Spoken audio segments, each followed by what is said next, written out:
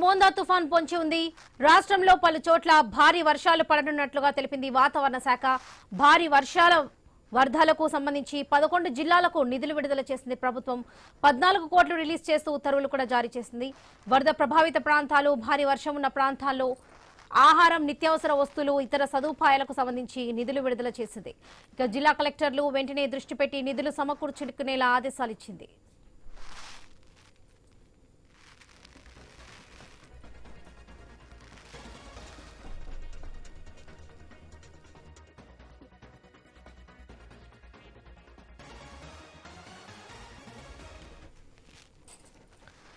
ఏపీకి మోందా తుఫాన్ పొంచి ఉంది. రాష్ట్రంలో పలు చోట్ల భారీ వర్షాలు పడనున్నట్లుగా తెలిపింది వాతావరణ శాఖ. భారీ వర్షాల నేపథ్యంలో వరదలకు సంబంధించి 11 జిల్లాలకు నిధులు విడుదల చేసింది ప్రభుత్వం. 14 కోట్లు రిలీజ్ చేస్తూ ఉత్తర్వులు జారీ చేసింది. వరద ప్రభావిత ప్రాంతాలు, భారీ వర్షం ఉన్న ప్రాంతాల్లో ఆహారం, నిత్యావసర వస్తువులు, ఇతర సదుపాయాలకు సంబంధించి నిధులు విడుదల చేసింది. జిల్లా కలెక్టర్లు వెంటనే దృష్టి పెట్టి నిధులు సమకూర్చుకునేలా ఆదేశాలు ఇచ్చింది. ఇదే విషయానికి సంబంధించి పూర్తి అప్డేట్స్ మా ప్రతినిధి కాంతి అందిస్తారు. కాంతి.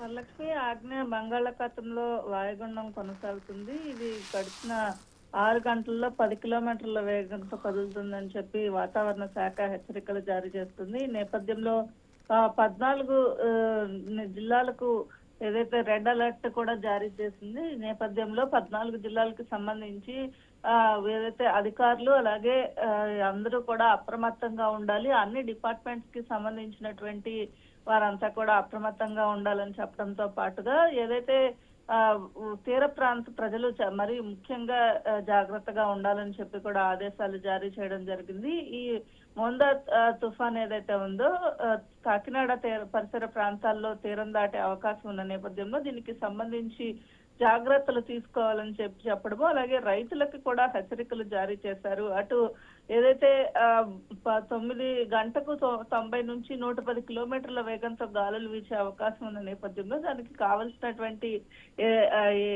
జాగ్రత్తలు తీసుకోవాలని చెప్పడంతో పాటుగా ఈ భారీ వర్షాలు కురిసే అవకాశము, అలాగే వరదలు వచ్చే అవకాశం కూడా ఉన్న నేపథ్యంలో ఎటువంటి ప్రాణ నష్టం లేకుండా ఉండేలాగా చర్యలు తీసుకోవాలని చెప్పి సీఎం చంద్రబాబు నాయుడు నిన్న అధికారులతో మాట్లాడారు. మొత్తం 11 జిల్లాలకు కలిపి 14 కోట్లు విడుదల చేసింది ప్రభుత్వం. వరద ప్రభావిత ప్రాంతాలు, భారీ వర్షాలు ఉన్న ప్రాంతంలో ఆహారం, అలాగే నిత్యావసర వస్తువులు, ఇతర సదుపాయాలకు సంబంధించినటువంటి నిధులు విడుదల చేసింది. అయితే జిల్లా కలెక్టర్లు దీనికి సంబంధించి తగు జాగ్రత్తలు తీసుకోవాలని చెప్పి తుఫానికి సంబంధించి ప్రత్యేకమైనటువంటి చర్యలు తీసుకోవాలని చెప్పడం జరిగింది. అలాగే ఇక్కడ జిల్లాలకు సంబంధించినంత వరకు కూడా ప్రతి జిల్లాకు కూడా ఒక ప్రత్యేక అధికారిని కూడా పెట్టడం జరిగింది. సిఎస్ విజయానంద్ కూడా తీర ప్రాంత జిల్లాలన్నిటికీ కూడా సీనియర్ అధికారులను ప్రత్యేక అధికారులుగా నియమించారు. వీరు తక్షణమే తమ జిల్లాలకు చేరుకుని సైక్లోన్ కంట్రోల్ రూమ్స్ ఏర్పాటు చేసి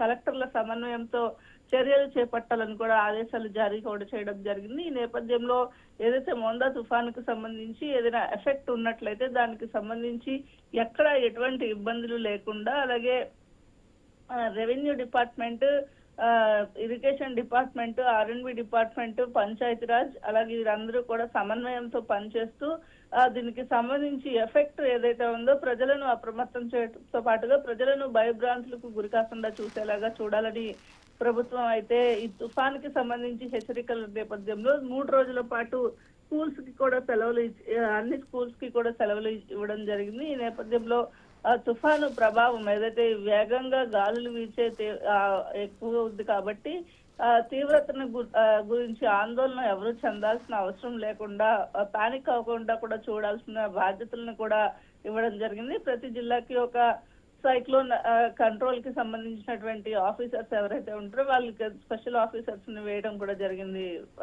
రైట్ కాంతి, థ్యాంక్ యూ.